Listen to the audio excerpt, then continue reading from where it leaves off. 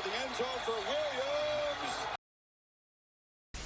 Oh no, I didn't even want to record this video, but Jalen Milroe just got hit and threw his third interception of the night out there in Norman, Oklahoma. And Alabama's season, and specifically their hopes for the college football playoffs, are done. They're cooked, and it's a very far cry from they were a year ago. So today, I guess we're going to talk a bit about this game that's been cooked for about a whole quarter now, and just kind of talk about some of the narratives of the SEC and really where everything sits. You know, a lot of people's wins look bad, a lot of people's losses look even worse. So we're gonna get into this conversation and really just kind of go from there. But yeah, if you're enjoying these videos, leave a like on this video. If you're not, dislike the video, subscribe if you're enjoying it.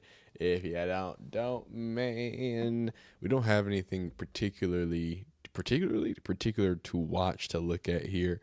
You know, we're more so just gonna kind of review some of the things, some of the outcomes here. Obviously, that pick was just thrown. Jalen Milroe, somebody who I really, coming into the season, thought was going to have an amazing season. I just thought his weapons as a runner were so explosive that his, and then additionally with, the evolution and the maturation of his throwing game, I thought it was just, he's just going to be a problem. It doesn't really matter with the whole Nick Saban regime situation going on. What you're seeing from Alabama is just like a lack of playmakers. It kind of reminds me of Georgia, like the first year of Georgia, when it was just Ladd McConkey and Browers, like the first year post Carson, not Carson Bennett. You know what I'm talking about, little dude, 13. He be running around, back-to-back champion. You feel me?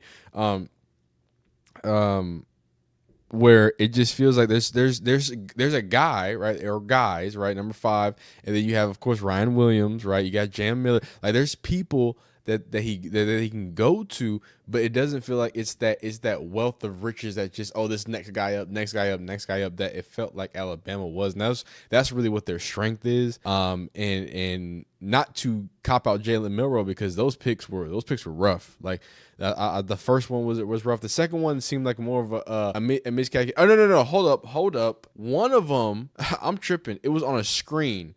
And the reason why it was rough is because homie like baited him and then came in with the Matrix and yopped it. I might have a screenshot, I might not. But he came in, yopped it, and it was crazy.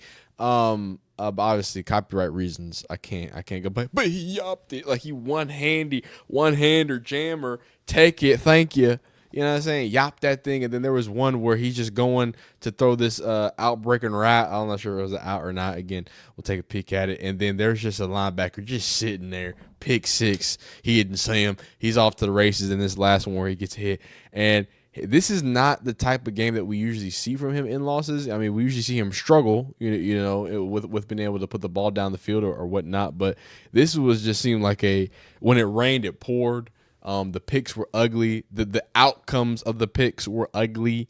And it just wasn't a good situation from Jalen Milroe. But not definitely not his best game, not his best day. This whole team as a whole just was, I don't know. A lot of people were saying like the Alabama team is like, it's bipolar.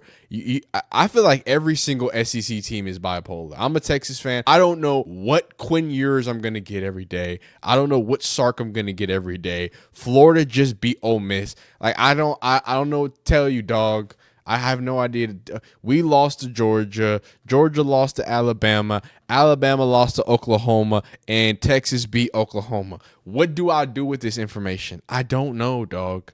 But I'm confused. Jackson Arnold is getting wiggly.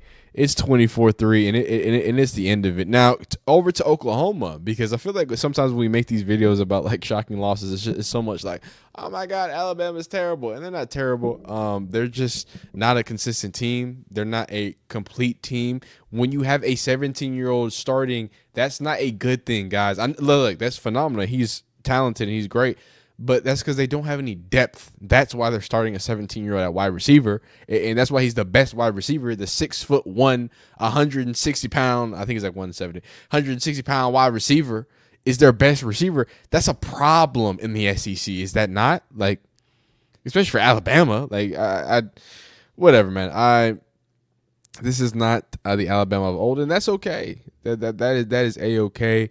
I don't think this is all on Jalen Milroe. I think this is all on the fact that this is going to be an evolution in the Kalen DeBoer era. So if you're an Alabama fan, don't be sad. Be glad.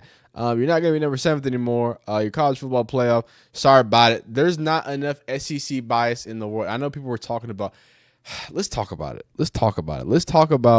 Sorry. Let me give Oklahoma their credit, and then we're going to talk about the idea of giving a 3-loss SEC team a bid into the college football playoff.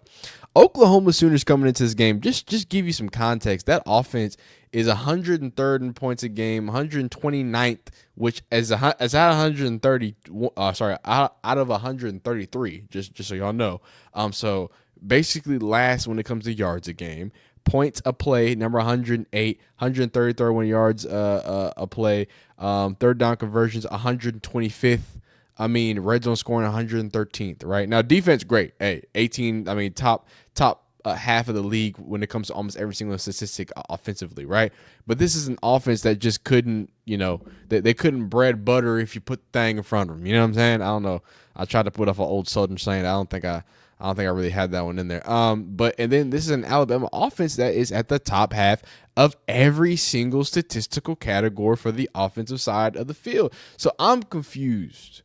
I'm concerned, and I'm worried because this Oklahoma offense, led by Jackson Arnold, who came back and came back in, did what he needed to do, just looked phenomenal, looked great, looked efficient. I mean, I know you don't see a lot of yards, but this was the offense he's running. He reminds me of Tim Tebow, not Tim Tebow as in like the same person, but the way that he affects the game. Taysom Hill at BYU, right? Where he's a guy that's going to run the ball.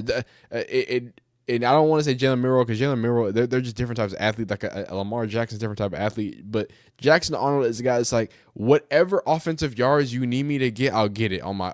If I throw it, if I need to, you know what I'm saying? If I need to run for it, if I need to do however I need to make it shake, I can make it shake. And I really appreciate him because that's what he was doing early on. He was the entire offense for Oklahoma.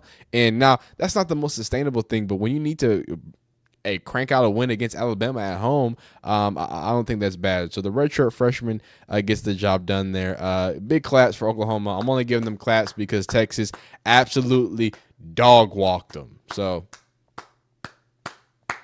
good job. Good job, OU. All right, now back to this. Guard me. I mean, we should have known, right? It was over. If Baby Gronk, that's like the athletic cheese touch. If the Baby Gronk touches you, it's over with.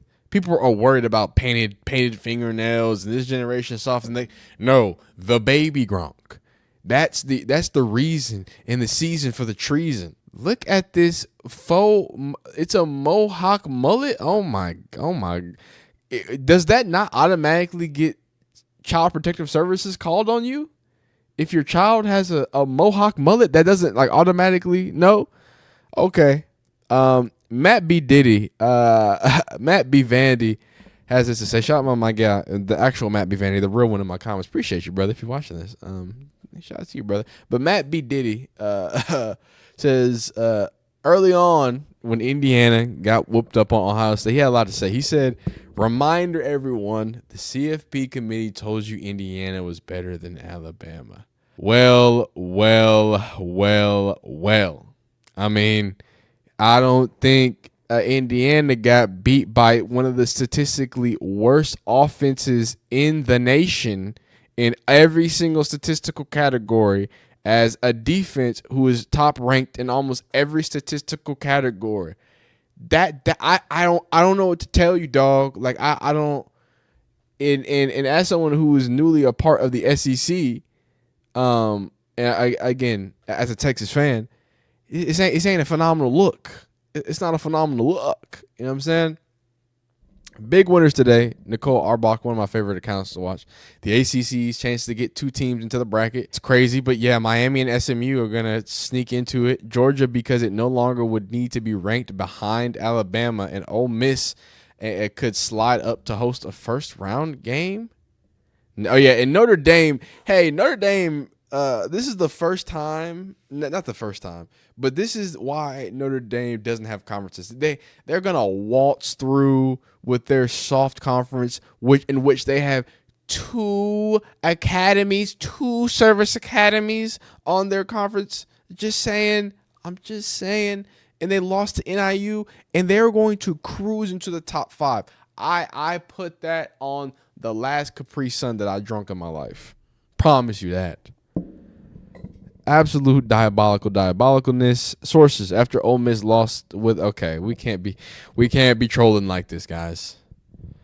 Matt Be Great says we're playing Vic. I forget everything else I was talking. I just want to check. I just want to check. Oh man. Maddie.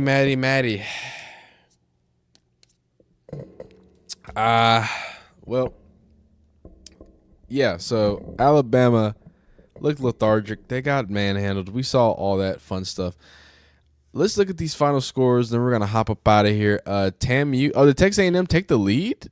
Oh my goodness, Texas A&M took the lead. Okay, they were losing to Auburn of all teams. Okay, Texas A&M takes the lead. I really want them to win as a Texas fan because I don't want them to be like amped up going against us. I want them to get the win and they feel good and they go up in the ranking. And them Longhorns come down there, huh? And then the Longhorns come down there and I really give them a taste of what they've been waiting for. All right. Okay, so hopefully that all happens. Iowa State goes over Utah. Gosh darn it. If you would have won Utah, you would have made things so much more interesting in the Big 12. But here we are. Obviously, we talked about Ohio State, Indiana. We talked about most of these games. Notre Dame, Thronks, Army. That's another game we didn't talk about. Boise State. What? Boise State survives against Wyoming. The 2-8 at the time Wyoming. Smooth with a statement win. We talked about that. We talked about BYU. Shout out to the Clemson for disrespecting the Citadel. Did Robbie Ashford? Oh no, he's just okay. They had the backups in Missouri. Dog, if y'all rank Missouri after letting Mississippi State score 20 points, we got a problem. We have a serious issue. But that's all I got. I'm gonna stop the yap. Y'all be great. Y'all be phenomenal. Like the video if you like it. Dislike if you don't like it. Subscribe. Hit bell icons. We'll see you next.